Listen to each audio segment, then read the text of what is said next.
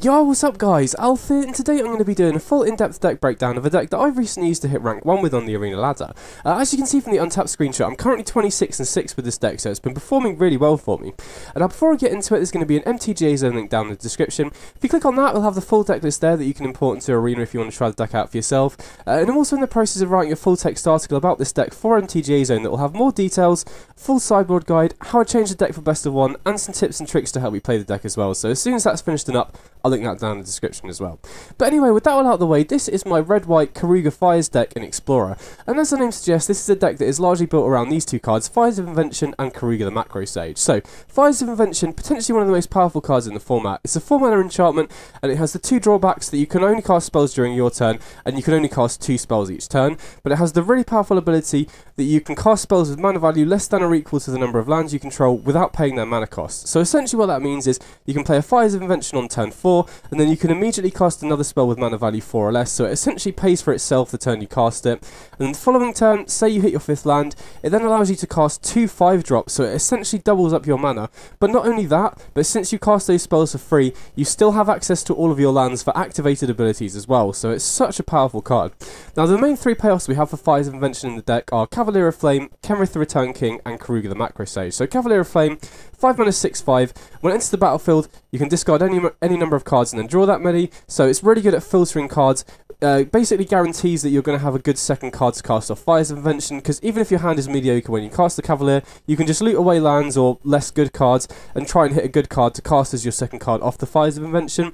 When it dies, it deals X damage to each opponent and each planeswalker they control, where X is the number of land cards in your graveyard. So if you did loot away lands off the enter the battlefield ability, you then deal more damage when it dies, which is particularly nice if you're copying it with Reflection of Kiki-Jiki, because the token will die at the end step, which deals even more damage to the opponent.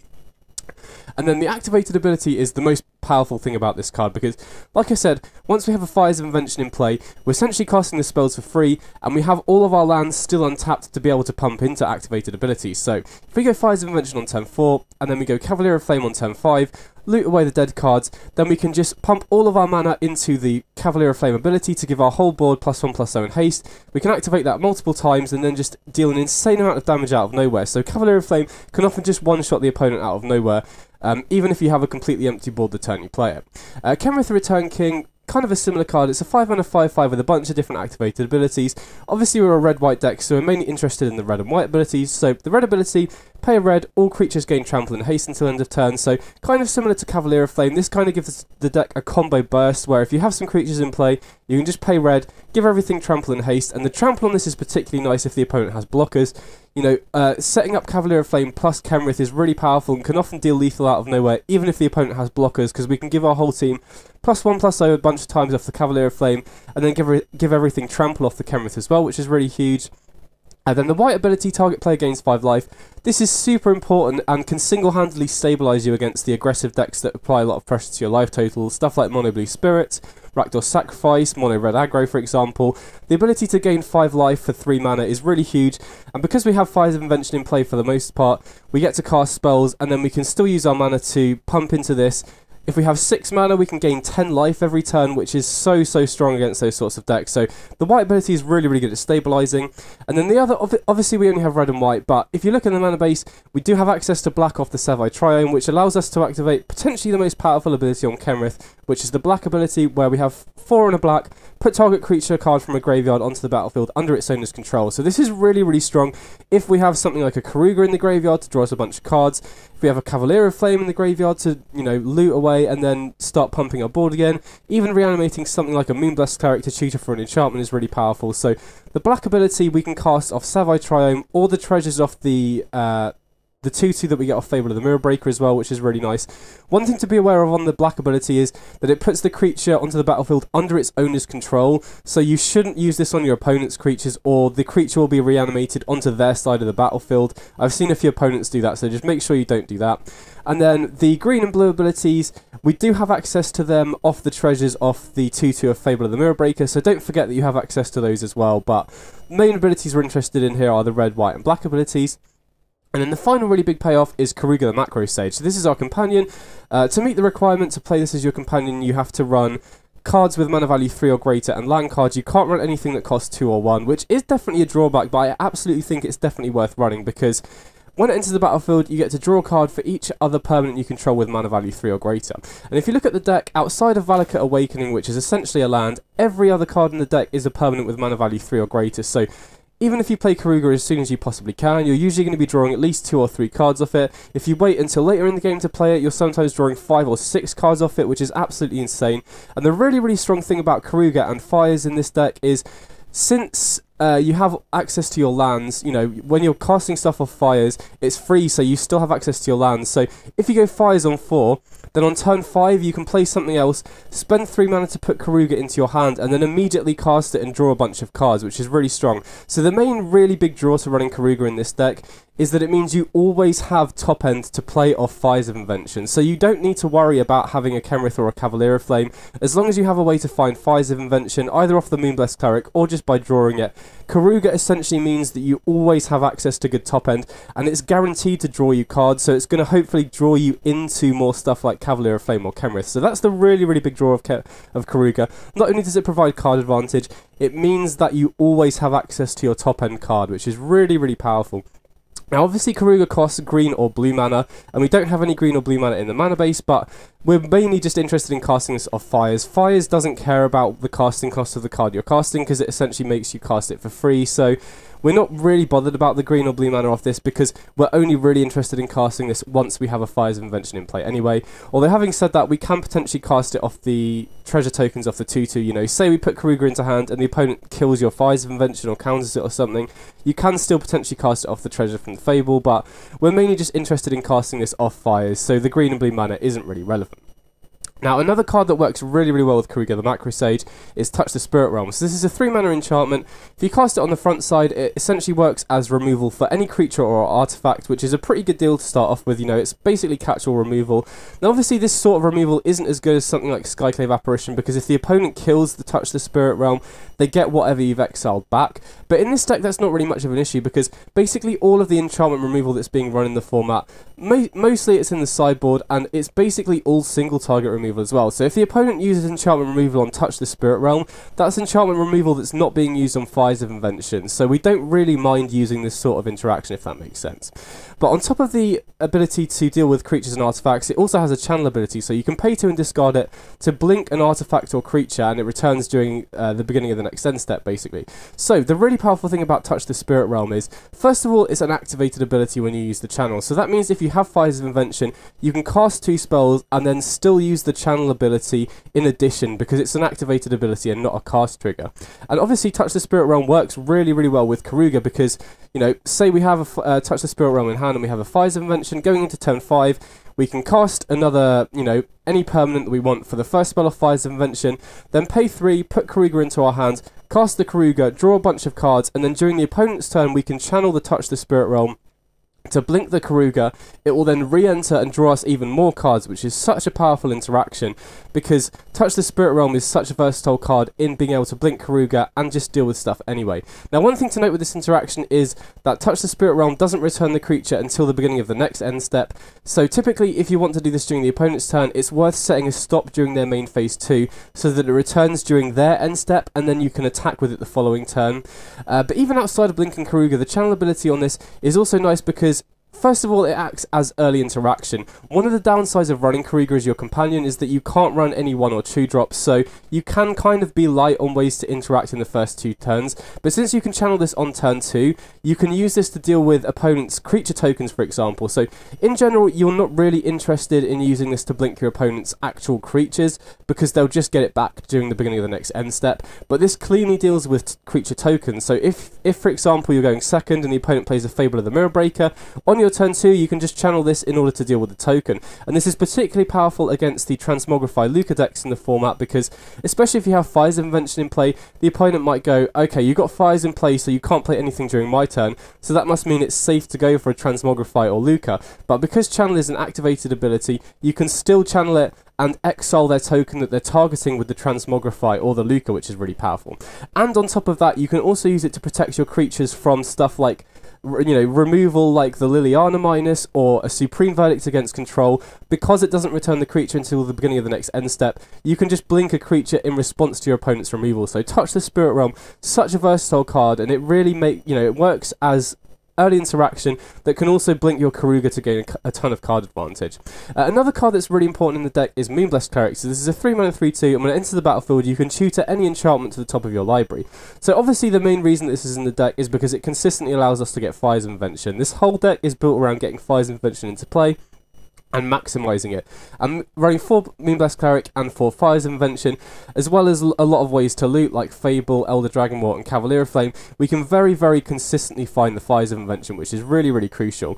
Now, putting a card on top of the library is generally worse than putting it into your hand, but considering there's a very high amount of discard spells in the format right now, between RB Midrange and Esper Greasefang running a lot of stuff like Thoughtseize, putting the Fire's Invention on top of your library is actually oftentimes a benefit, because it means the opponent doesn't get an opportunity to Thoughtseize it, which is really, really big. Even outside of finding his invention, Moonblessed Cleric also has a lot of other good tutor targets as well. So, first of all, the ability to find Touch the Spirit Realm on Keruga turns is really powerful. So, say we have Fire's Invention in play. On turn 5, if we have an untapped land, we can go Moonblessed Cleric, tutor up Touch the Spirit Realm, pay 3 mana to put Keruga into our hand, cast the Keruga to draw a bunch of cards, including the Touch the Spirit Realm that we put on top of the library, and then we still have 2 mana available for the channel ability on Touch the Spirit Realm, so we can then blink the Keruga during the opponent's turn. So Moonblessed Cleric allows us to consistently set up this engine, which is really nice. Additionally, we can also tutor Temporary Lockdown. So this is a 3 mana enchantment that essentially works as an exile-based board sweeper for any permanent with mana value 2 or less.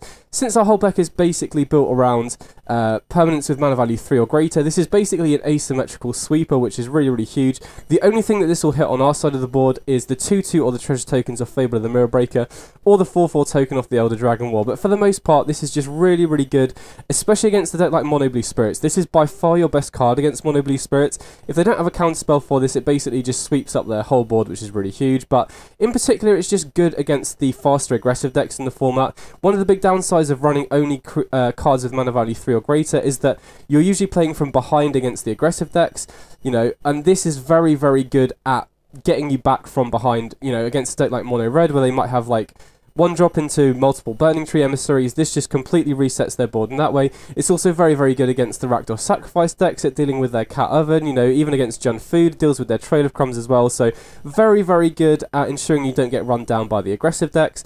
I'm only running 3 copies because there are certain matchups where it's not that great. You know, there are a decent number of decks in the format that run more expensive cards where this isn't as good. But I also want to run the 4th copy in the sideboard for the matchups where it's good, because, you know, against a deck like Mono Blue Spirits, this is just such an important card. Additionally, we've got a single copy of Banishing Light. So this is basically, you know, Touch the Spirit Realm, but it also deals with Planeswalkers and enchantments, which is particularly important against other decks like Fires of Invention, you know, in the Mirror Match. Say you've already got your Fires of Invention, you can play Moonblessed Cleric to tutor up the Banishing Light, then play Fires of Invention into Banishing Light to get rid of the opponent's Fires of Invention. Also deals with stuff like Enigmatic Incarnation, can deal with Planeswalkers like Teferi as well, so having this as a one-off tutor target is really important. And then we also have a single copy of Elder Dragonwort. So this is a 4-mana saga, and you can read ahead to any of the chapters. So chapter 1 is essentially a sweeper that deals a bit of direct damage to the opponent. Chapter 2 allows you to loot away as many cards as you want, and then you get a 4/4 off the 3rd chapter. The main reason that this is here is because I kept running into situations where I would have Fires of Invention and Moonblessed Cleric, but no 5th land. Obviously, having your 5th land with Fires of Invention is really, really important in this deck, because you can't cast any of your payoff cards like Kenrith, Cavalier, or Keruga without your 5th land. So having access to Elder Dragonwort allows you to, say you have, you know, you have your 4th land but you don't have your 5th land. On turn 4 you can go Fires of Invention into Moonblessed Cleric, tutoring Elder Dragonwort to the top of your library. Then on turn 5 you can play the Elder Dragonwort, skip straight to chapter 2 and just loot away your whole hand to try and hit your 5th land. And then once you do hit your 5th land, you can just play your 5th land, maybe put Keruga into your hand and cast it to draw a bunch of cards, maybe just cast a Cavalier or a Kenrith if you have it. So Elder Dragonwort, whilst it is just a generically powerful card, you know, the first chapter being a sweeper is relevant. The 3rd chapter being able to make a 4/4, you know, if you have a Cavalier of Flame or Kenrith, is really good at getting extra damage in. But the main reason it's here is the ability to skip straight to chapter 2 in order to dig for your 5th land in situations like that. So Moonblessed Cleric, super, super important card in the deck. And we've also got 4 copies of Bonecrusher Giant, so this is really important in the deck because, like I said, one of the issues of running Keruga is you typically don't have great ways to interact in the early game. Bonecrusher Giant kind of circumvents that because of Stomp. It allows you to interact on turn 2 while still meeting the companion requirement for Keruga. And then you can play it out as a creature as a way to block on defense or start applying pressure if you have it alongside Cavalier or Kenrith. So Bonecrusher Giant, super important card for early interaction. And then Fable of the Mirror Breaker, generically powerful card, but very, very important in this deck because the Chapter 1, you know, making a 2/2 that creates treasures is just good at getting some board presence. The treasures that it creates is very useful with Kenrith and Cavalier.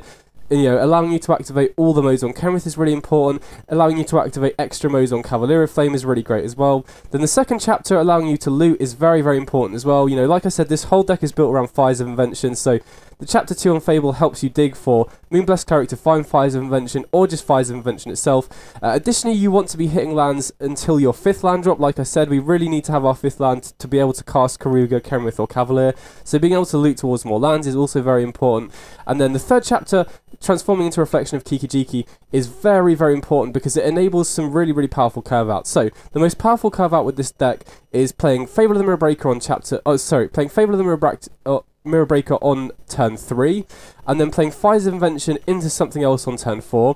Then going into turn 5, the Fable will transform into Reflection of Kiki-Jiki. And if you have Cavalier of Flame, you can cast Cavalier of Flame, get the loot ability on the end of the battlefield trigger, pay the Cavalier of Flame ability, which gives Reflection of Kiki-Jiki haste, so then we can pay 1 to copy the Cavalier of Flame, then we get a copy of the Cavalier in play, loot again, and then we can pump our whole team again. So you can essentially just deal more than 20 damage out of nowhere, because at the beginning of the end step you also sacrifice the copy, which then gets the death trigger, so if you've looted lands into your graveyard it deals even more damage. So Cavalier on turn 5 as Reflection flips allows you to force so much damage through out of nowhere. You know, you can deal over 20 damage in one turn just off Cavalier plus Reflection. So Fable, such a key part of the deck.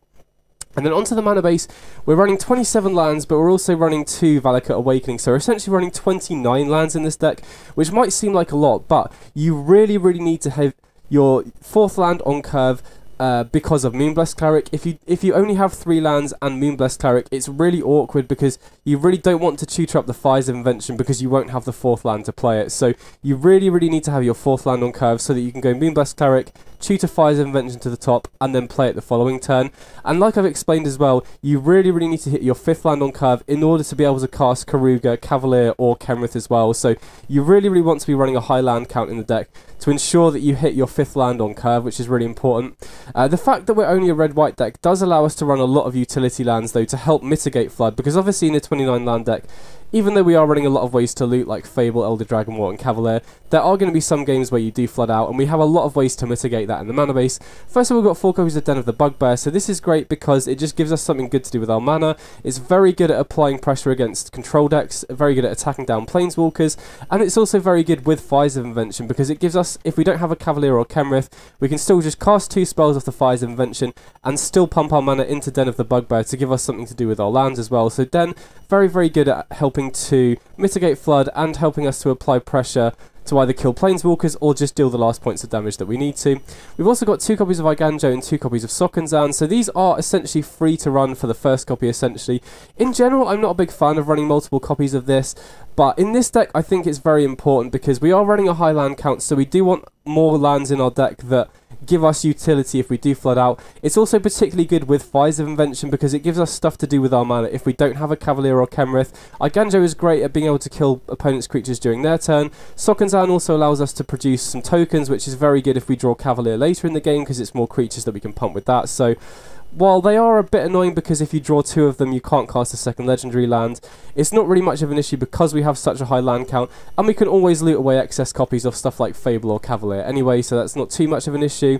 We also have the Savai Triome, which like I said is very nice at allowing us to play the black mana for Kenrith's abilities, which is great, but it's also really, really good in this deck in general because it allows us to loot once we have a Fires in play. So if we don't have a great hand, or you know, we need to dig for something, we can cycle the Savai Triome before we play any cards off the Fires of Invention, and if we hit something good like a Cavalier, we can then just immediately cast it. Additionally, it's very powerful with Moonblessed Cleric once we have Fires in play, because say we need to choose something and play it that turn, we can play Moonblessed Cleric to choose something like a Temporary Lockdown, then cycle the Savai Triome to draw the Temporary Lockdown and cast it the same turn. So Savai Triome, really, really nice utility and gives us something extra to do with our mana with Fires of Invention.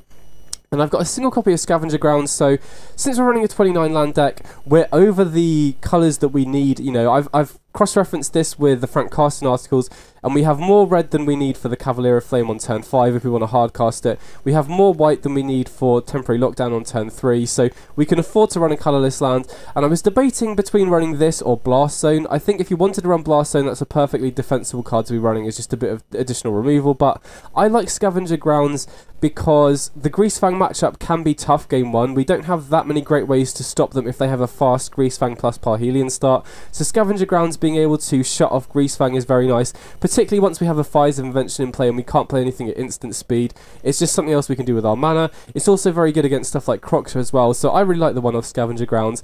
And then we've also got 2 copies of Valakut Awakening, so this is a card that doubles up as a land to just make sure that we keep hitting our 5th land on curve, and also a card that is very nice once we have Fires in play. You know, if we have kind of a mediocre hand or we flooded out, we can just play the Valakut Awakening to loot away any of the dead cards and try and find something good to cast for the second spell. So, like I said, 29 lands is super important because we really need to hit our 5th land on curve, but because we're just a 2-colour deck, we can run a lot of utility lands to help mitigate flood as well.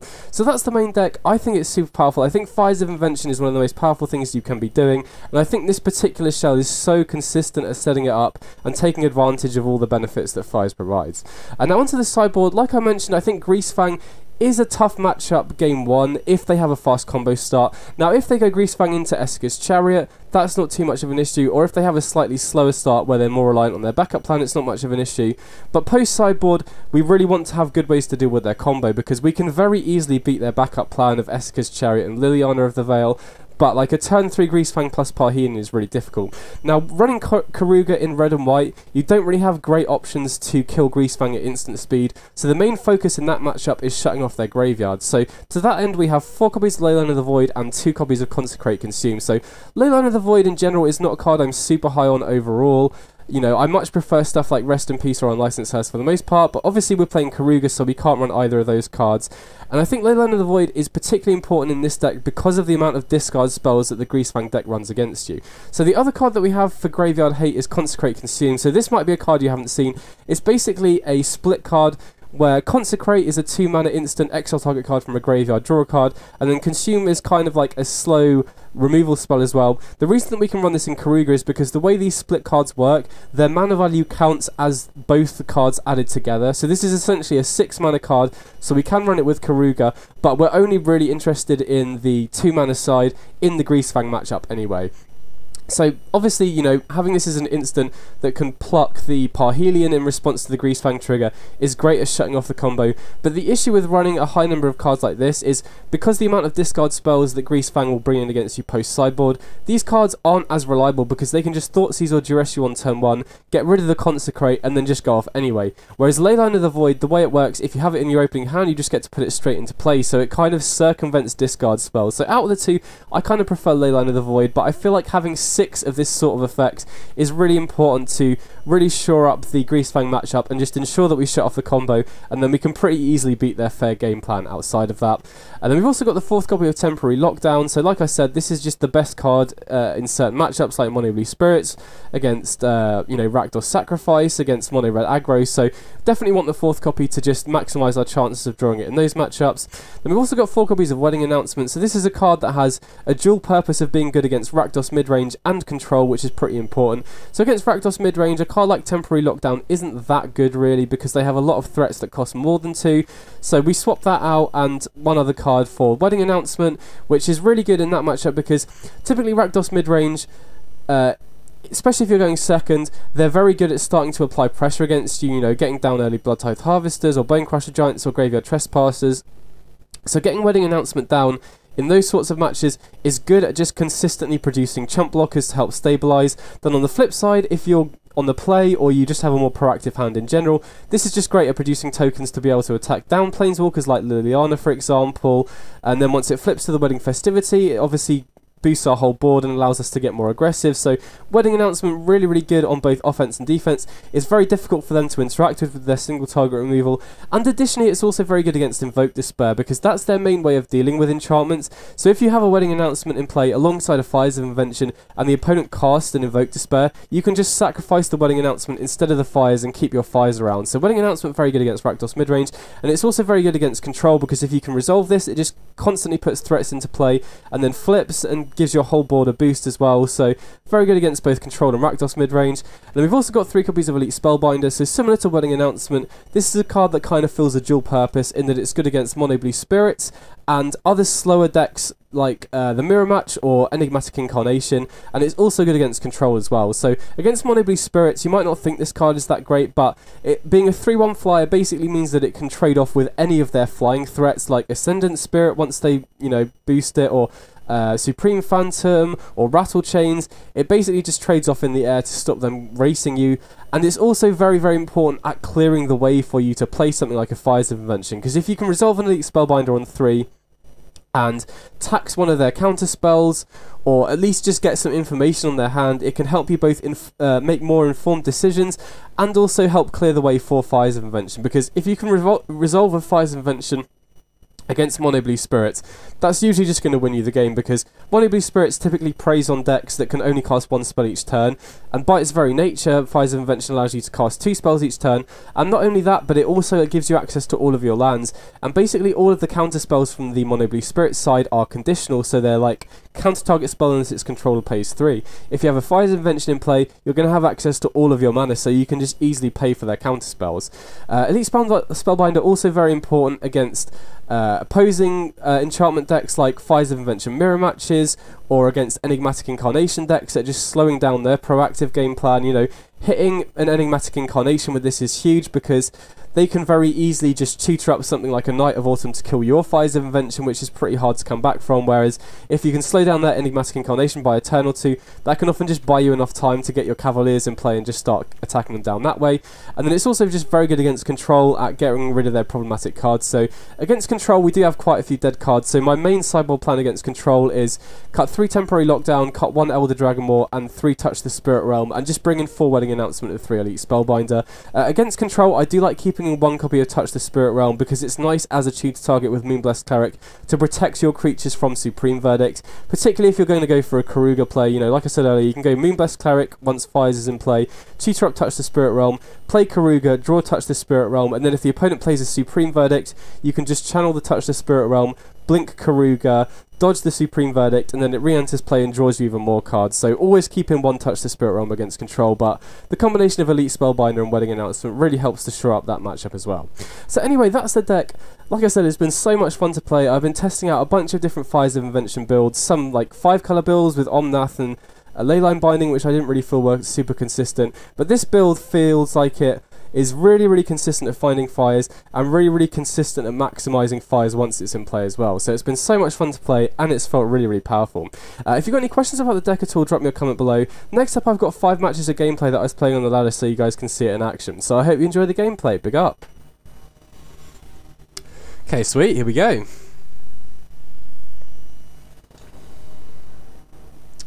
Okay, so we're going second here.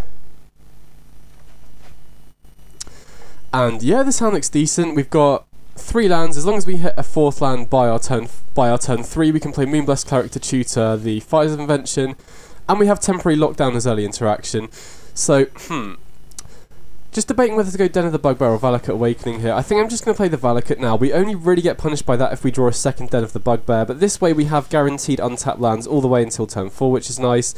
Now, this does mean that we don't have access to Temporary Lockdown on turn 3, but you know, against Rakdos, if we're against Rakdos Midrange, I'm not really worried about that. If we're against Rakdos Sacrifice, we probably won't want to go for Temporary Lockdown straight away. Okay, Liliana, so we're probably just against Rakdos Midrange here.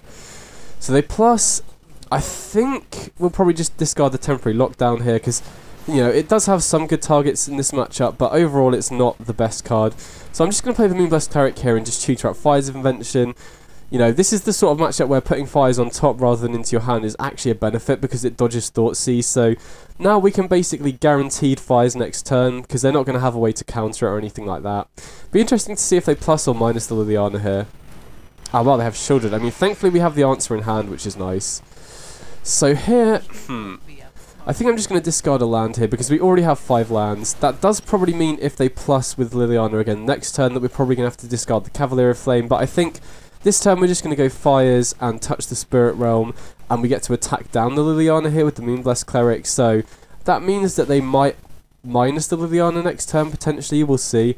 And the great thing about Touch the Spirit Realm as removal in this matchup is they're very unlikely to have enchantment removal in the main deck. You know, they might have Invoke Despair post sideboard, but game 1, I very much doubt they're going to have any way to kill either Fires or Touch the Spirit Realm here.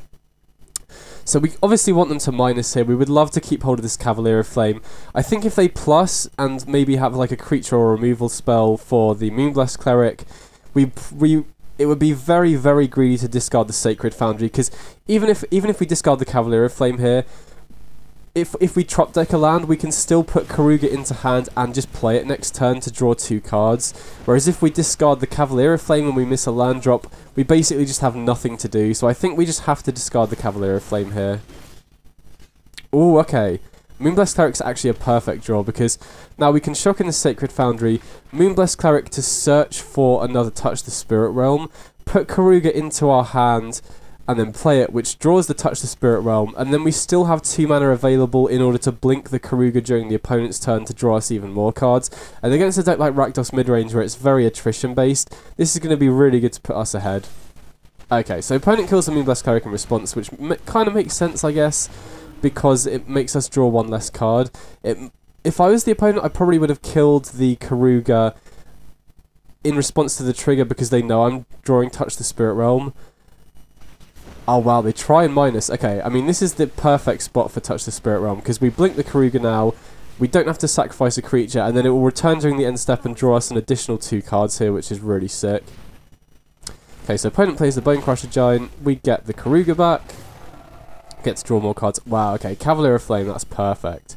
So I'm going to lead on the Cavalier of Flame here, and just trying to think what we want to discard here. I think we probably want to keep, or we potentially want to keep the Sacred Foundry so that we can get 3 activations off the Cavalier of Flame, and I want to keep the Bonecrusher Giant as a way to like have another creature to boost. Wait a second, hold on, I just need to think. I think the best play here is Touch the Spirit Realm on the Bonecrusher Giant, and then I think we might have lethal with 3 activations of Cavalier of Flame here. Let me just work it out for a second. So we've got 11, yeah, sweet. So this should be lethal, I think. We touch the Spirit Realm, and then we can shock in this Sacred Foundry. Okay, sweet. Opponent just scoops it up. So against Rakdos Midrange, this is definitely a matchup where we want the Wedding Announcement. Temporary Lockdown isn't that great here. You know, I could see keeping a single copy as a tutor target in case the opponent has like a bunch of Fable of the Mirror Breaker tokens and Bloodtithe Harvesters, but in general, I think we can just cut Temporary Lockdown and Elder Dragon War, bring in Wedding Announcement. I think I want to keep in Banishing Light, because Shieldred can be an issue because so much of our deck revolves around drawing, whether that's off Keruga or looting off Fable of the Mirror Breaker or Elder Dragon War. So for Touch the Spirit Realm and a single Banishing Light, kind of maximises our chance of being able to answer Shieldred before that gets out of control. I also like it as an answer for Liliana of the Veil. If we're in a spot where we don't have a good way to kill Liliana, we can always just shoot a Banishing Light with Moonblessed Cleric and then just deal with Liliana cleanly with a Banishing Light. So, and then yeah, Wedding Announcement is very good in this matchup, both on offense and defense. It's just hard for them to interact with. Also provides some protection against Invoke Despair if we have a Fires in play. So overall, I think this matchup should be pretty good. I mean, it depends on how the opponent's draw lines up, I guess. And, you know, early discard spells into Liliana can be difficult to beat sometimes, but if we can set up a Moonblessed Cleric into Fires of Invention, having access to Keruga just allows us to completely get back in the game on card advantage. I mean, this is kind of a slow hand, but we have Wedding Announcement into Fires. We have protection from Thoughtseize, because if they do Thoughtseize us, they can't take both Fires unless they have a second discard spell. And in general, you don't really want to mulligan very much against Rakdos anyway, because they'll, especially post sideboard, they're going to have a ton of discard spells against you. I imagine they probably brought in Duress against me, or some other discard spells anyway. So I'm going to lead on the Sundown Pass here. We've already got, you know, all the lands we need, which is great. Wedding Announcement. Oh, okay, slow start from the opponent is great here. I was going to say Wedding Announcement is good if they have early creatures, as just a way to block. You know, especially going second, Wedding Announcement is just good at stabilising. And on the flip side, you can also get proactive with it if the opponent has a more reactive hand. Okay, so they just play out the Bonecrusher Giant. I mean, since we already have Fires of Invention, I don't think we need to play Moonblessed Cleric here. I quite like going Wedding Announcement here, and the next time we could go Fire's Invention into Moonblessed Cleric, or potentially Fire's Invention into Touch the Spirit Realm. So I think we can just let the damage through here. You know, the only real reach they have is Bone Crusher Giant, which, you know, the stomp side of Bone Crusher Giant, which only deals 2. Sheoldred, which only deals 2, and we already have an answer to it. So I think we can afford to take a bit of damage. I quite like holding these tokens back until the Wedding Announcement flips, and then they turn into 2/2s, which means they could potentially double block the Bone Crusher Giant. So I think I'm going to play the Moonblessed Cleric here, and I think I like going for a Touch the Spirit Realm, because that means that the following turn we can Touch the Spirit Realm, blinking Keruga, and still have another Touch the Spirit Realm in order to deal with a Sheoldred. So I think, you know, we should be winning the long game here, so I don't want to get greedy attacking with a 1/1 when we don't need to. They could have a removal spell for Moonblessed Cleric, so I want to guarantee that I have something back to block in case the opponent does have a very aggressive turn. Okay, so we'll see what the opponent does here. Okay, they're attacking again. Now again, you know, we'd only be going down to 10. I think we can probably let this through. I mean, I could see an argument to blocking here, but I think I like just waiting until the Wedding Announcement flips, and then we have 2/2s, which means that we can just double block and just trade with the Bone Crusher Giant at that point. Wow, okay, they had Invoke Despair. So I'm kind of glad I didn't block now, because we still have a 1/1 chump blocker, and I'm obviously very glad that we had a Wedding Announcement in play as well, because that saves us the Fire's Invention. So here, because it's an attrition-based matchup, I really want to draw as many cards off Keruga as I can. A lot of the time you might want to play Keruga first so that you can play something, yeah, like a Kenrith that we could have drawn and played there, but I like getting the second Fires in play, first of all because it gives us some protection against another Invoke Despair, but also because it just draws us an extra card. I'm going to set a stop during the opponent's main phase 2 here, so that I can blink Keruga before their end step in order to draw more cards. But I mean, there's a chance it might be worth waiting until their end step just to avoid removal in response, but oh wow, okay, Angrath's Rampage. So we can just blink the Keruga in response. I mean, my opponent didn't know about Touch the Spirit Realm, so that is probably a mistake on their part, but I can understand why, because this interaction isn't commonly played at the moment.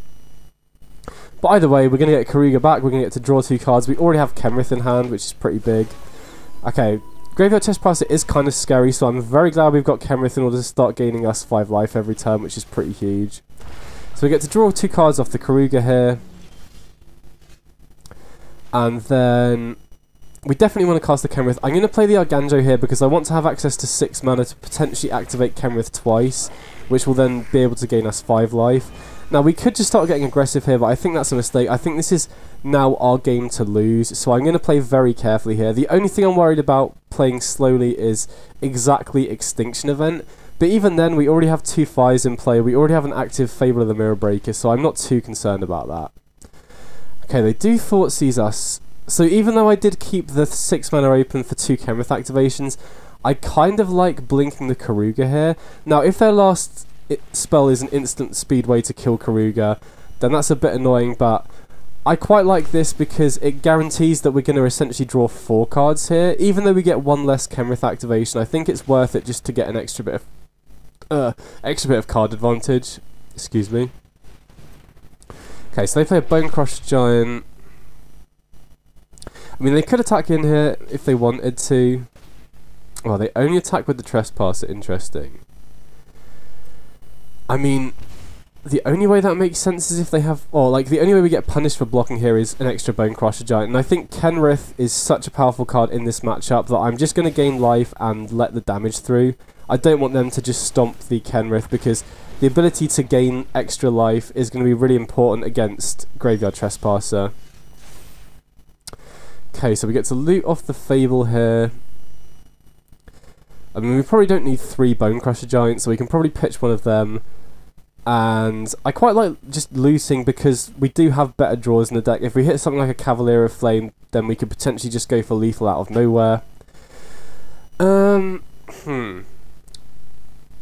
Just trying to think what the best thing to do is. Like, again, we could start getting aggressive with Kenrith, but I feel like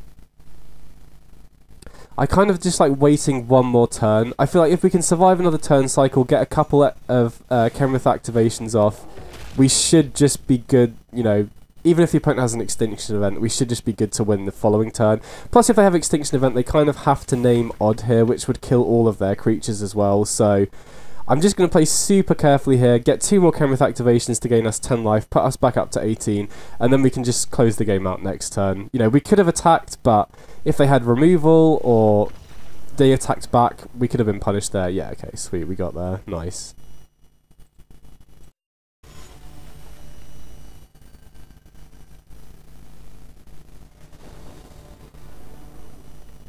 Okay, sweet, so we're going first here. And yeah, I think this hand looks fine. You know, we don't have Moonblessed Cleric or Fires, but we've got early interaction of Bonecrusher Giant. We've got Fable to help dig towards the fires as well, which is really nice. So I'm going to lead on the Valakut Stoneforge here. Then we can go Den of the Bugbear next turn, and then hold up Bonecrusher Giant, and then go for Fable the following turn. Okay, Cavalier of Flame is pretty nice with a turn 3 Fable, because if the 2/2 survives, we can attack, ramp up to 5 mana, and then play Cavalier on turn 4, which is pretty nice. Okay, Ledger Shredder, so maybe Phoenix? I think I'm still going to hold the Bonecrusher Giant just in case they have another creature that we want to be able to kill. You know, if I was going to cast the Bonecrusher Giant on turn 3, then it's obviously free to just deal the 2 damage, but I think I like holding on to Bonecrusher Giant just in case there's something that we end up wanting to kill. I like having the Scavenger Grounds in hand as well, just in case we are against Phoenix, just gives us additional graveyard hate. But yeah, we'll see what the opponent does here. There are a number of decks, you know, there's probably a number of non-Phoenix blue-red decks running Ledger Shredder, so not for sure that the opponent's going to be running a lot of stuff that cares about the graveyard, but if they're not running Phoenix, then stuff like Tolarian Terror and Haughty Djinn are both cards that I've seen recently that care about the graveyard, so Scavenger Grounds could still be useful here, even if they're not playing Phoenix. So opponent's in the tank here. Okay, they play a Shivan Reef. I mean, I definitely not having touched the Spirit Realm here, because there are a lot of scary threats from Izzet. You know, stuff like Haughty Djinn, stuff like Crackling Drake. You know, there are a lot of big creatures, so having touched the Spirit Realm here is very nice as just a catch-all removal spell. Plus, apart from stuff like Spell Pierce, blue-red isn't really going to have many good ways to deal with enchantments, so it is basically going to act as hard removal against this sort of deck. Okay, so they go for the post-main phase Charter Course to draw 2 cards, and they get extra value off the Ledger Shredder here. Okay, Ox of Agonis, so makes me probably think that they're on Phoenix here, if I had to guess. So we get to loot here. I really like keeping the 2 lands here with Cavalier of Flame in hand, especially the Scavenger Grounds. I want to keep Touch the Spirit Realm to deal with their bigger threats like Haughty Djinn and Crackling Drake. I'm not sure Bonecrusher Giant is that good, because most of the creatures that this sort of deck tends to run have high toughness, and I like keeping the Elder Dragon War as a way to... Okay, Moonblessed Cleric is a great draw here. But yeah, I like keeping Elder Dragon War as just a way to make a 4/4 flyer at worst. You know, that can just trade off with Haughty Djinn, Crackling Drake, and since it has 4 toughness, it's going to be difficult for their red damage-based removal to deal with as well. But either way, we get to resolve Moonblessed Cleric here, obviously going to shoot Fires of Invention, and then we have, you know, potentially Fires into Cavalier of Flame, give Reflection of Kiki Jiki haste, if we have enough mana to do all that, which would be sick.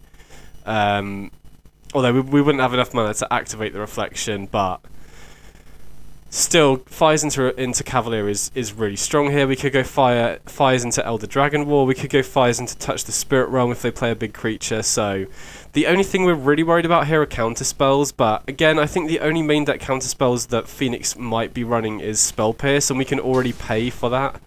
Okay, they just tap out for a Crackling Drake, so I think our turn next turn is just going to be Fires into Touch the Spirit Realm, because even though we probably, you know, in a lot of situations, we're probably alright waiting a turn to play Touch the Spirit Realm, the opponent could very well have an insane turn where they pitch Phoenixes into the graveyard, cast a bunch of spells, and then make Crackling Drake really big. So I think the safer option is to go Touch the Spirit Realm here, and then I think, you know, in general, it's probably better to wait a turn to play Cavalier anyway, because then we get to activate Reflection to copy it straight away as well. You know, a very good curve out that you can do is if you go Fable on 3, Fires on 4, Cavalier on 5, you can give Reflection haste the turn it flips, and then copy it that same turn.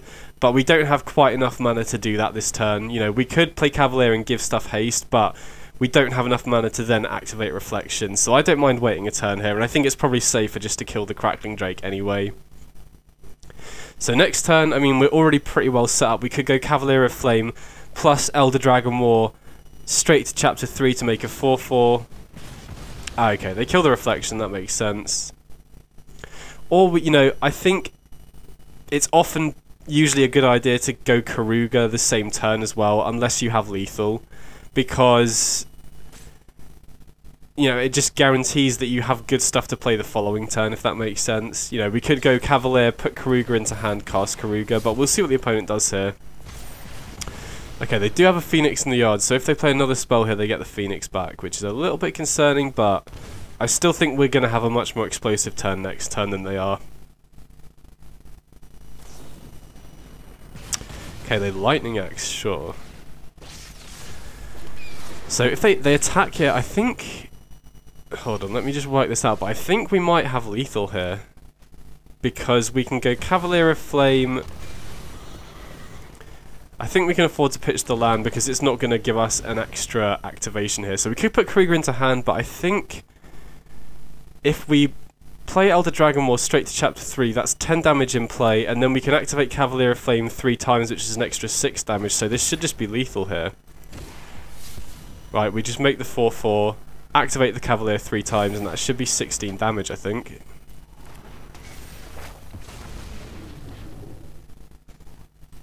Just want to make sure we don't accidentally auto-tap out of red mana. So now we can just attack in, activate the Cavalier twice here, and then we basically just one-shot the opponent here, which was pretty sick. Nice. So, against Phoenix, I mean, we definitely want Leyline of the Void in this matchup. I'm not super high on Consecrate in this specific matchup, because a lot of their cards, like Haughty Djinn, Tolarian Terror, Crackling Drake, I'm not sure exactly what threats they're running, but Consecrate is only really good exactly against Phoenix. Temporary Lockdown does deal with Ledger Shredder, but probably won't deal with any of the rest of their threats. And honestly, I don't really think we have that much stuff to cut in order to bring in Consecrate if we wanted to anyway. Just trying to think what the last cut should be here, because I think Elder Dragon War is actually pretty good at making a 4/4 to block their creatures.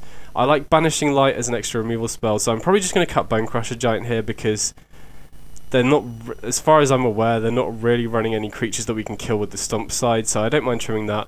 We could bring an Elite Spellbinder in place of Bone Crusher Giant, but 3 power is kind of awkward. You know, all the threats that we're really worried about, Crackling Drake, Haughty Djinn, all have 4 toughness. You know, if Spellbinder was a 4/1, then I would probably swap it in for Bone Crusher Giant, but as things stand, I think I'm just going to run it back as it is.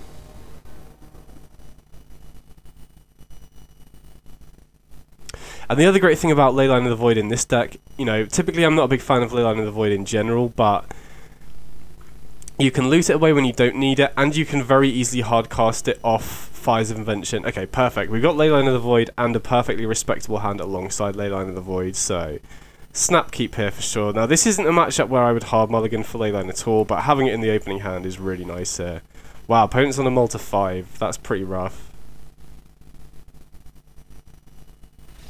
Oh, they just scoop it up. Okay, that's a bit unfortunate for the opponent, but we got there. And we're rank 1, sick.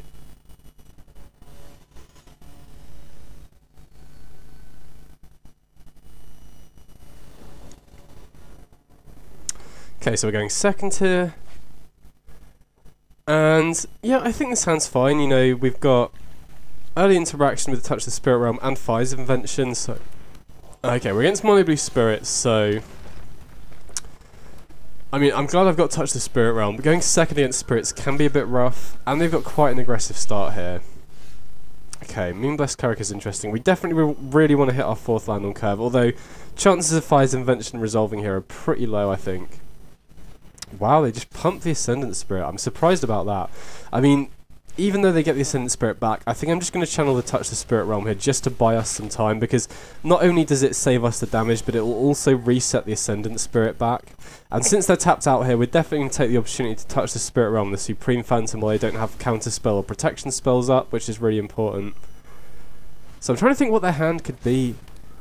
Okay, it looks like their hand is just full of creatures and they've missed land drops. So we're actually going to get to resolve fires here, which is so big. If you can resolve fires against Mono Blue Spirits, it's almost assuredly going to win you the game.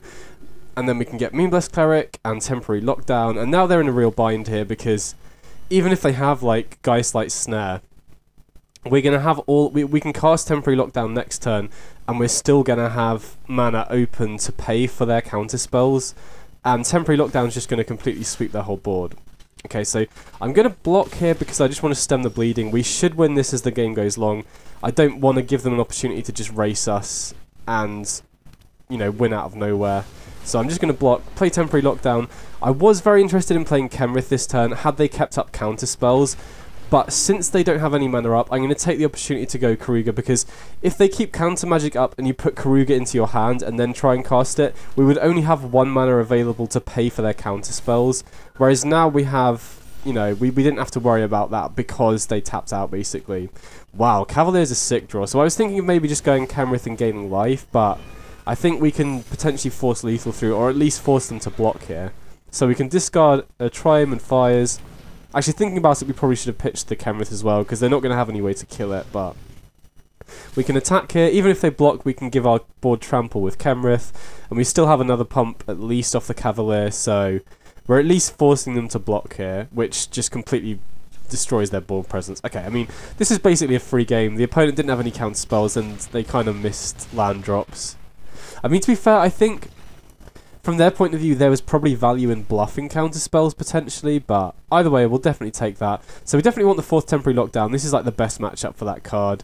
And I think we also want the 3 Elite Spellbinders. That's also very good here. In terms of cards, Elder Dragon War isn't that great, I don't think. You know, it's a bit too expensive. I think in general against Mono Blue Spirits, you kind of want to trim the more expensive cards in the deck.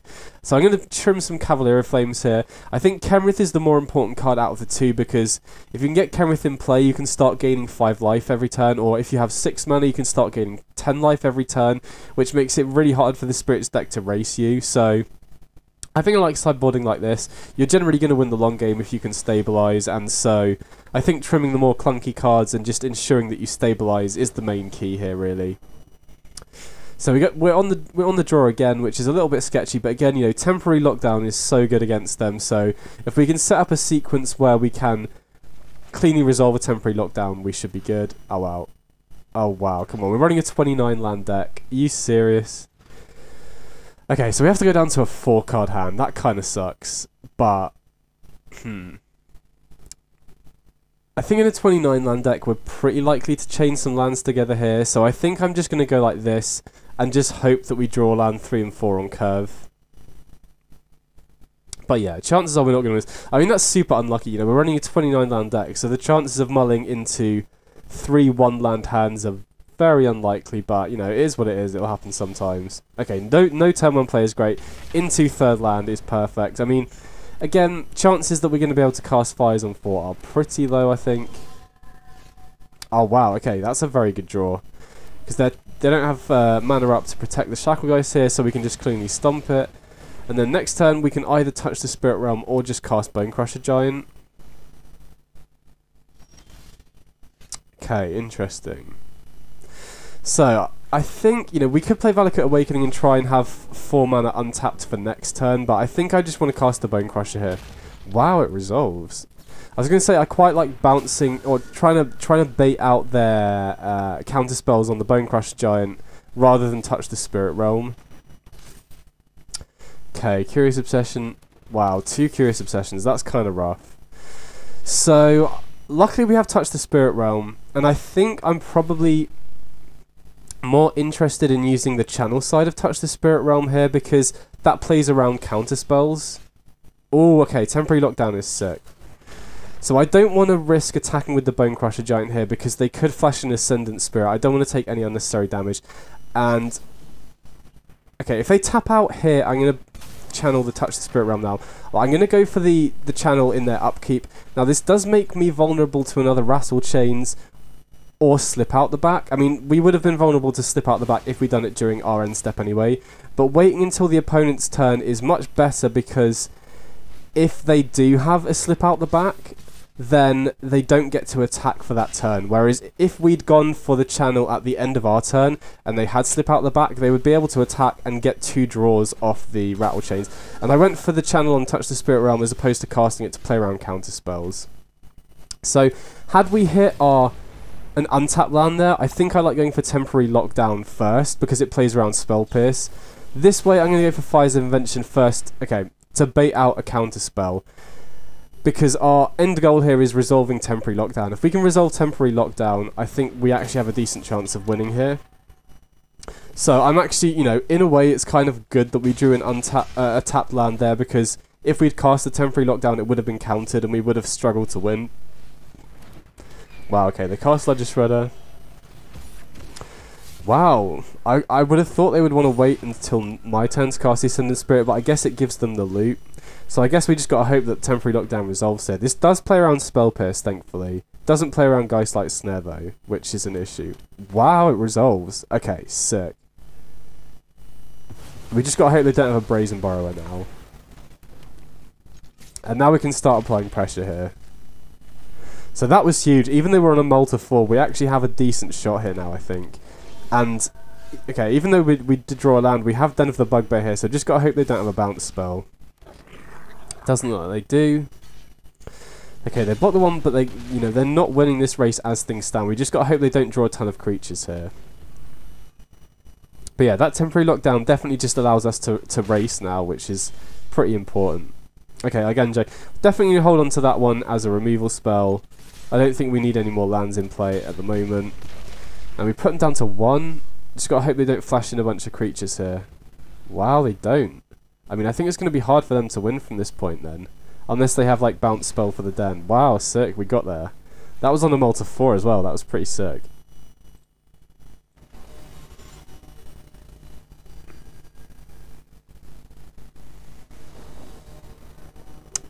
Okay, so going first here.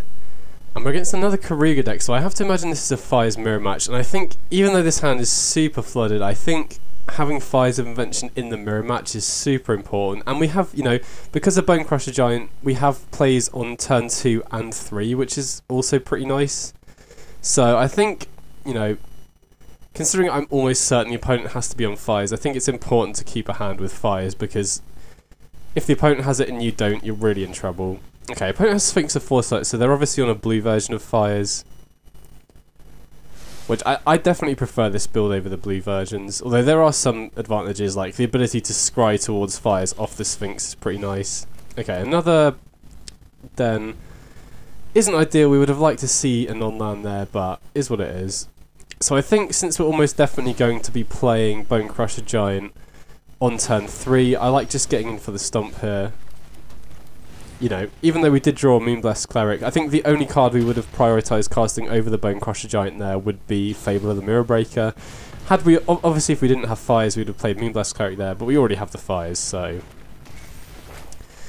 Okay, they play Fable of the Mirror Breaker, so here I think we have to assume the opponent has Fires here. If they don't, then we're probably going to win anyway, so I think we're just going to go Fires into Moonblessed Cleric and tutor up Banishing Light here as a way to kill the opponent's Fires if they have it.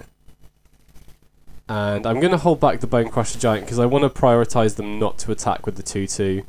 You know, if we attack with the Bone Crusher Giant, they're definitely going to attack with the 2-2. They could have another Bone Crusher Giant to kill my Moonblessed Cleric, which means they could then attack the following turn for even more treasures, so... Okay, they do have Fires. I just gotta hope they don't have a way to kill my Fires here. In blue-red, they probably don't have a great way. Like, I assume they run Brazen Borrower, but without them having access to white mana, they're probably gonna have a hard time permanently dealing with Fires here. So they do attack anyway. We're definitely gonna block here. We don't want them creating treasures every single turn.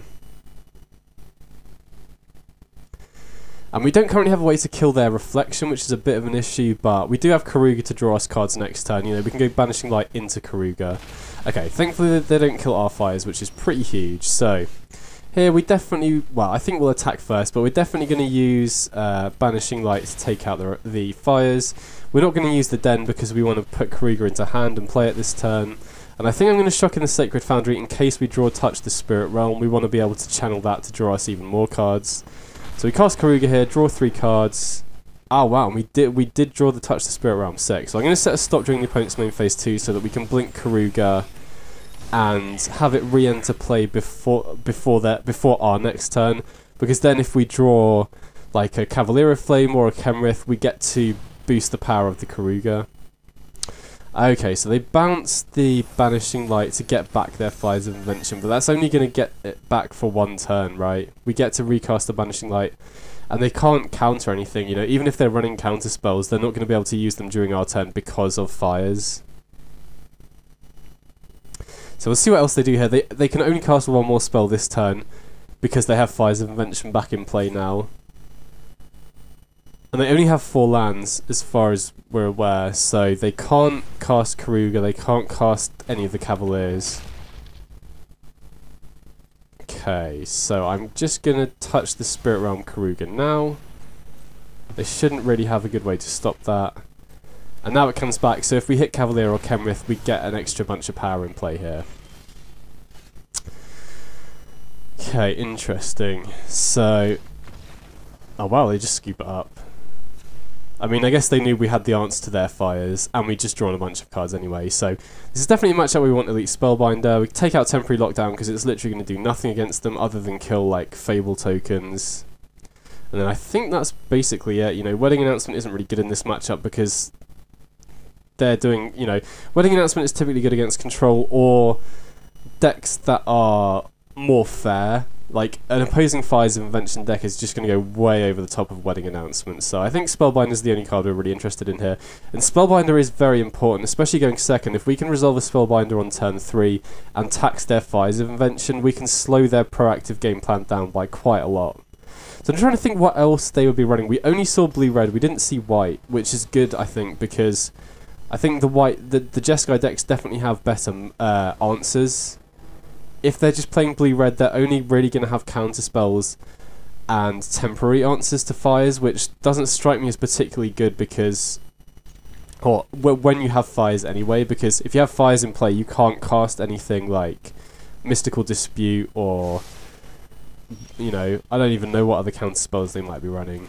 So I'm going to, even though we have 4 lands already, I'm going to lead on the Valakut Stoneforge because I quite like, you know, guaranteeing that we're going to be able to play all of our lands untapped from here on out. We still have Fable to loot if it resolves on turn 3, which is pretty nice. Okay, so they pass. I mean, it could very well be a counter spell, but I'm just going to run out of Fable anyway. I'd rather they use a counter spell on a Fable than my fires. Do they have their fires? Okay, they do have their fires, which is a bit annoying. Okay, fires into Fable, sure. So play the Sock and Zone out. I'm gonna play my fires, and then I think we're just gonna tutor up Banishing Light again here. Now, unfortunately, that does give the opponent a turn with their fires, which is a bit of an issue. Just gotta hope their turn isn't too explosive here. I guess they could also be running the blue Cavalier as well. Like, I'm sure they're running Cavalier of Flame. They could be running, I think it's Cavalier of Gales as well. And they could also play Keruga. I can see them mousing over it there, so... that would only draw them 2 cards, though, which isn't that big. But I guess they could play another card first, and then play Keruga and draw 3. I'm definitely going to block here. I don't want to give them access to any more treasures.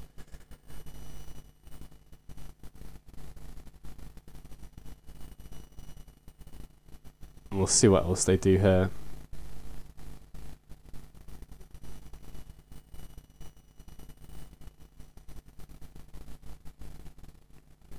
So, opponents in the tank. I mean, the fact they're not just slamming something into Keruga... okay, they bounce the fires, sure. And then they play Brazen Borrow, okay, sure. So, I mean, our next turn's pretty obvious here then. I think we just go fires into Banishing Light here. They're getting priority for something, which is a bit concerning. So yeah, we're just Banishing Light there. Fires. Oh, they have Otawara. Okay, sure. So they bounce their own fires, which is a bit annoying because now we don't have a way to kill it at all. You know, Banishing Light is our single card in the deck that can deal with enchantments. So I think we've just got to hope to outpace, like, have our fires be more powerful than theirs, essentially. So I think I'm definitely going to play the Kenrith here, and then going to run out Keruga, and then we can start attacking. You know, we can give pump the board with the Kenrith. Oh, okay. Oh man, we got kind of screwed over by the auto tapper here, because had we put Keruga into hand with 2 red and a white, we could play an untapped land here and touch the Spirit Realm during the opponent's turn to blink the Keruga. So that kind of sucks. So if you're putting Keruga into hand, you should always auto tap to make sure you have a white mana. I completely forgot that. That's really frustrating, because that could be huge.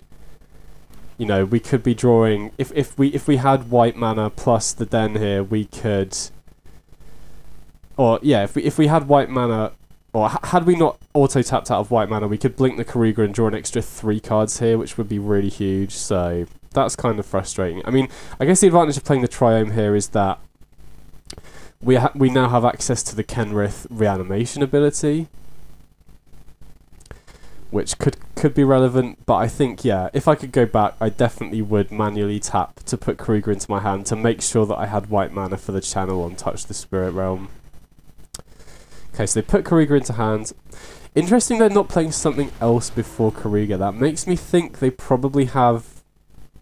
I don't even know what they could have. Maybe reactive spells? Maybe they have a bunch of mystical disputes in hand?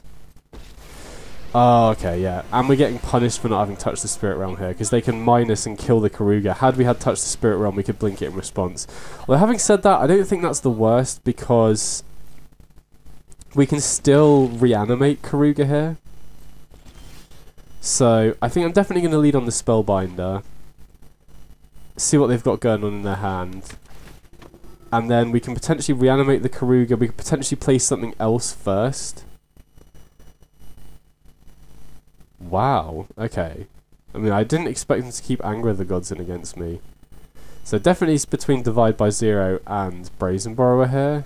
I think Divide by Zero is probably the better card with fires in play, because they can get something like a Mascot Exhibition. And then I think I'm interested in reanimating the Keruga before we play the extra card, just in case we hit like a Cavalier of Flame or something. Because we still have a red mana available to pump our whole board here. I mean, wow, so they have... Oh wow, we hit it, perfect. So I think we'll go Cavalier first here, just to see what we loot. Definitely want to keep... I guess it doesn't even really matter about keeping an untapped land here, because... Oh, okay, they just scoop it up, sweet.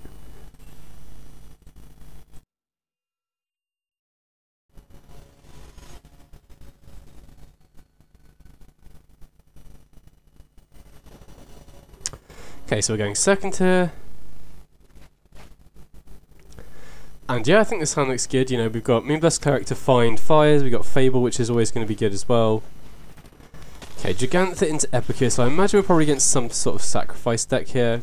Going to lead on the Savai Triome so that we can have our lands entering untapped until turn 4, which is pretty good. And then...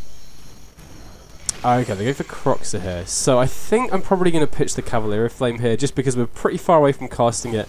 And against this sacrifice deck, which I'm almost certain we're against, I think there's a decent chance that we might want to use Moonblessed Cleric to tutor for...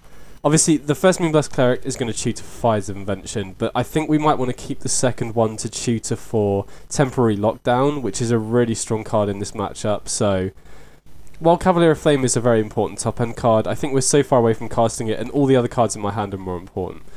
Okay, Stomping Ground, interesting. So it looks like we're against Junt here. Okay, they village right. I mean, they probably should have attacked with the Epicure before they sacked it, but is what it is. We'll just play the Moonblessed Cleric here, and we already have our 5th land, which is really important. You know, that means that we guaranteed to be able to cast Keruga on 5, assuming Fires survives here. Now, I am a little bit more worried about the green mana because they're probably going to have stuff like Boseiju to kill Fires, but I don't imagine they're running that in very high numbers in the main deck at least anyway, so hopefully that won't be much of an issue. I am a little bit worried about Korvold though. That is definitely a concern. Okay, they play Fable. Did they shock in the Blood Crypt to loot with the Blood token maybe? Wow, they claim the firstborn the Moonblessed Cleric. I mean, I'm pretty happy to see that because they don't get to sack the Cleric. They just get him for 3 damage here. So, Here, because I am... Now I've seen green mana, I am worried about Korvold, so I think I'm going to go Fires and then go for Moonblessed Cleric and tutor up Touch the Spirit Realm.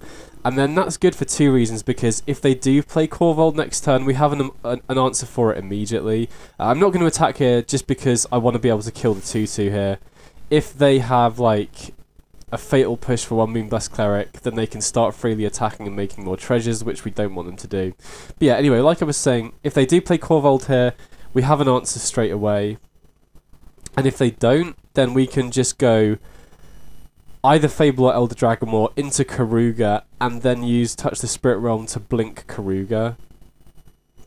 I mean, that might be a bit greedy, because if they draw Korvold, we might be in a bad spot, but if that all pays off, we'll be drawing, like, what, 6 cards anyway, so I think that's probably the better line. So I think we're just kind of hoping they don't have the Korvold here, because being able to use Touch the Spirit Realm to blink Keruga would be a much better play if we can. Okay, so it doesn't look like they've got Korvold, but Mayhem Devil is obviously quite scary. Especially because the only way we have to gain life in the deck is, what's it called? Kenrith. Having said that, Kenrith is absolutely insane in this matchup. You know, being able to gain potentially 10 life a turn once you hit 6 mana is just going to completely put the game out of reach. So we definitely want to keep Moonblessed Cleric back to block here. And I think, you know, we could play Keruga first, but we're only drawing 2 cards at that point. I think I like playing probably Fable here into Keruga. We could go for Elder Dragon War, but none of the 3 modes are particularly appealing right now. I think going straight for the 4/4 is just likely to get Fatal pushed. And I think Fable is just going to get us more value as the game goes on anyway.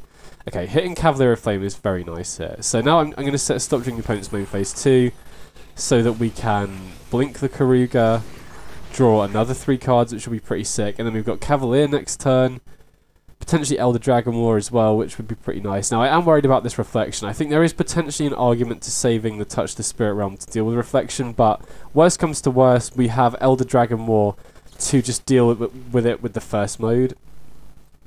Okay, so they push the Moonblessed Cleric. Still probably can't attack with the Mayhem Devils, or we can just block with the Keruga. But yeah, I mean, since we have the Elder Dragon War as a way to deal with Reflection, I'm not too worried. Wow, they pitched Korvold. I mean, I'm very happy to see that. I'm also pretty surprised to see that. I feel like Korvold is one of the best cards in this matchup. I guess they know we have Touch the Spirit Realm, so maybe that's why they know we have the immediate answer for it. Either way, we're just going to blink the Keruga here before it gets to their end step. I like doing it now because we have Cavalier in hand. I mean, even in general, it's usually just a better idea to do it anyway, so then you have it on, you know, potential offense on your turn. So on the Fable loot, I mean, I don't think... I kind of like, since we have a lot of lands, I don't know, I'm trying to think whether we want the backup Fires here. I think it's pretty unlikely, like I said, they have a lot of Besage's main deck, so I think we can afford to loot those away. And then I think we'll lead on the Cavalier here and see what we get off the loots here. Definitely going to pitch some lands here, I think. I think we want to keep Bonecrusher Giant as a clean answer to Reflection. I think I want to keep Touch the Spirit Realm because it's also an answer for Korvold. Okay, so is Cavalier of Flame lethal here? We could go Cavalier of Flame and pump a lot. Unfortunately, we didn't draw a land, so we only have access to 2 pumps off the Cavalier here. I don't think that extra Cavalier is guaranteed lethal, and I think letting the opponent have a Reflection that untaps is potentially problematic, especially with Mayhem Devil in play. I mean, playing the 3rd Cavalier probably does force them to block, but I think it's very risky letting them untap with a Reflection. So I think I'm just going to attack with these 2. Okay, they just take it, sure. We could pump again, but we have Touch the Spirit Realm to blink Keruga again here, so I think I'm just going to stomp the Reflection. Now, there is potentially an argument to playing the 2nd Cavalier here and pumping to force them to block, but they could probably survive only blocking with 1 Mayhem Devil, and letting them untap with Reflection plus Mayhem Devil seems like a pretty bad idea to me. Okay, so they escape Croxer. We'll just pitch the temporary lock. Actually, temporary lockdown does work as a clean answer to Croxer, and if they draw Cat Oven, I'd like to have it. Whereas Fable, you know, we have better options than Fable right now. So, wow, they're attacking with the Mayhem Devil. I mean, are they not just dead on board? I guess they must have a removal spell for 1 mana here, but that I can't think of anything for 1 mana that could kill Keruga or Cavalier. Maybe they just think they're not winning this unless I make a mistake. Yeah, I don't know. Surely they have to keep Mayhem Devils back to block there. I mean, either way, we get to draw 3 more cards off the Keruga here. And now Reflection flips, so we can go Cavalier, give Reflection haste, make a copy of the Cavalier, and then since we're pitching a bunch of lands into the graveyard, the copy dying will also deal a bunch of damage. Yeah, okay, sweet. So we definitely want an extra temporary lockdown here. You know, even though it's better against Rakdos, I think it's still good enough here that we want it. You know, if they are playing Trail of Crumbs, it also deals with that and the food tokens. Just trying to think what we want to cut here. Probably Elder Dragon War. I mean, even though it is important at helping us find our 5th land, I think it's probably the cut here. We want to keep maximum number of enchantment-based removal spells like Touch the Spirit Realm and Banishing Light in order to deal with Korvold. You know, that's the card that I'm most scared of, I think. That's the card that can just go over the top of what we're doing. I am also concerned that they're probably going to have more enchantment removal post-sideboard because they're playing green, whether that's more copies of Beside You or stuff like Assassin's Trophy, maybe. Okay, I mean, this hand looks pretty decent. You know, we don't have Fires or a way to find it, but we've got Fable that can help us dig to it. We've got early interaction with Bone Crusher and Touch the Spirit Realm. So yeah, this hand looks good to me. So we'll keep that. See what the opponent leads on here.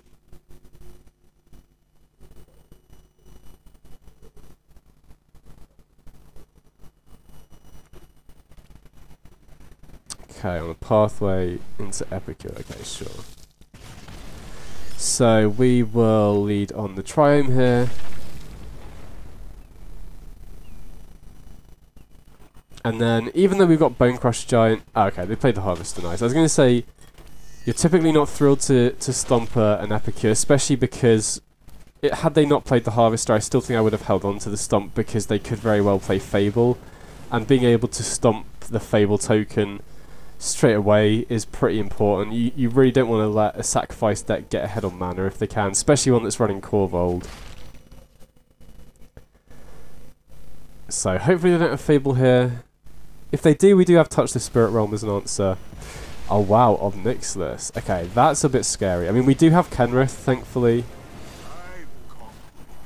Kenrith is definitely a card that can undo a lot of what the Obnixilus pluses are going to do. And thankfully we have Fable here to try and dig for more lands. So yeah, I think our game plan here is to just get Fires into play, get Kenrith into play, start gaining life off the Kenrith ability. Do we start discarding stuff here? I think we can afford to go down to 9. They don't really have clean attacks. Wow, they have Croxer as well.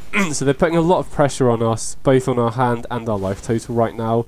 So it's kind of just a race to try and get Kenrith in play here, I think. Because they're probably not going to have great ways to kill Kenrith, honestly.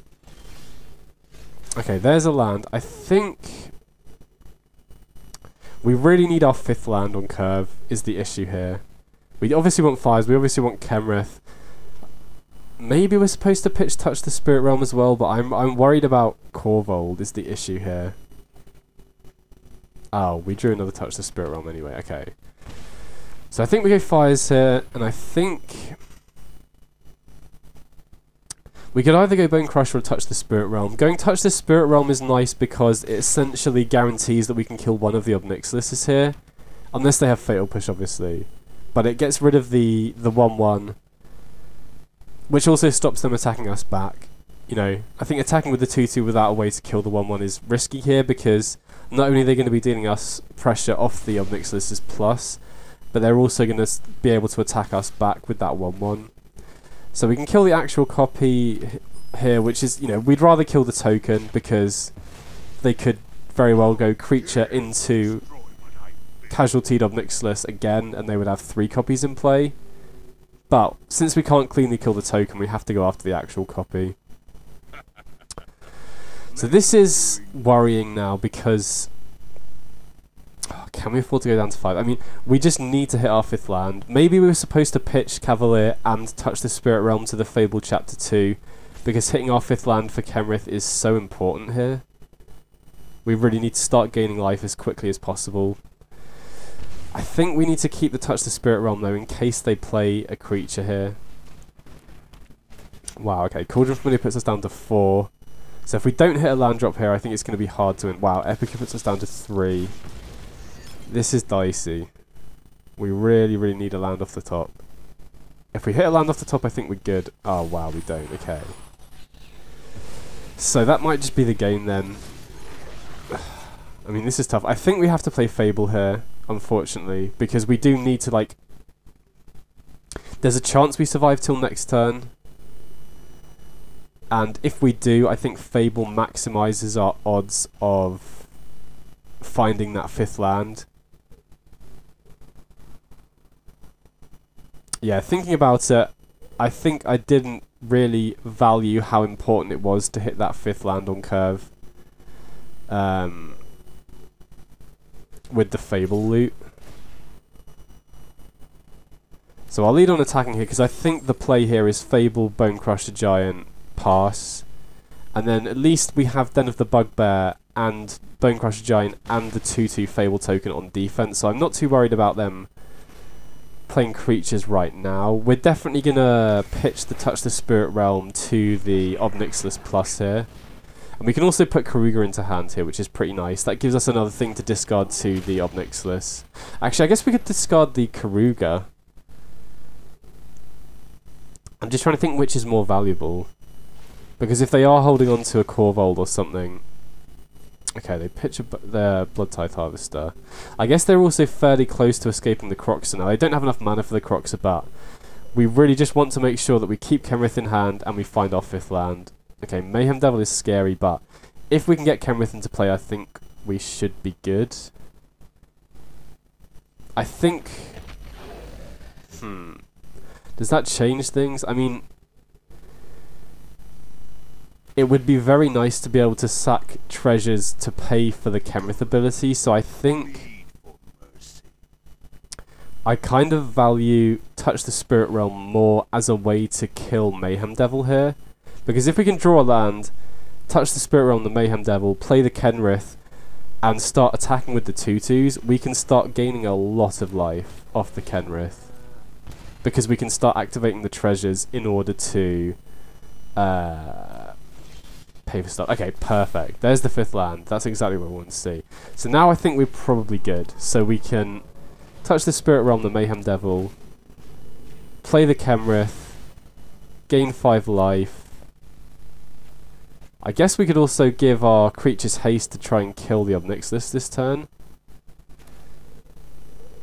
Potentially, you know, we could... How much mana have we got? So we're going to get treasures off the 2/2s attacking. We can make a copy of the 2/2s. So yeah, I think we'll give our creatures haste here. And then we can still activate Kenrith twice to gain 10 life. So I am... At this point, this is definitely our game to lose. So... I want to make sure that we don't die to anything off the top on the crackback. So the issue here is they could let the Obnixilis die. Oh wait, I'm an idiot. Hold on. Okay, I can't add up. For some reason I thought even if they double blocked, the Obnixilis would die, but I'm 1 damage short. Okay, that was just really stupid. So I should have attacked Obnixilis with the Bone Crusher Giant and 2 2/2s. Yeah, that was just really stupid. I mean, I think we should still be fine. But yeah, that was dumb of me. I should have attacked so that the Obnixilis was definitely going to die there. That was stupid of me. I mean, either way, I think we should still be good here. You know, we're going to be gaining another 5 life off the Kenrith. we can start dealing a bunch of damage anyway off copying stuff with the reflection. We're going to get another reflection which we can give haste here as well. So, got a lot of different options here. I think I like leading on the Moonblessed Cleric. And what do we want to tutor up here? I think I like going for Touch the Spirit Realm just as a potential answer to any problematic card we might come across. And then we can reanimate either the Keruga or the Kenrith here. I think, sorry, the Keruga or the Cavalier here. And we'll still have a bunch of mana to gain life off the Kenrith to ensure we don't get burnt out by anything. Wow, that's a lot of card draw.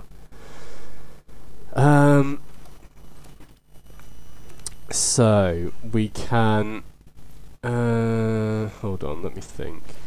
Oh wait, we still have another card that we can cast. I think we still want to copy the 2/2 here just to give us more treasures so that we can activate Kenrith more times. And then we can either play Fable or Bonecrusher Giant. Ah, okay, opponent just scoops it up. Yeah, we were so far ahead there.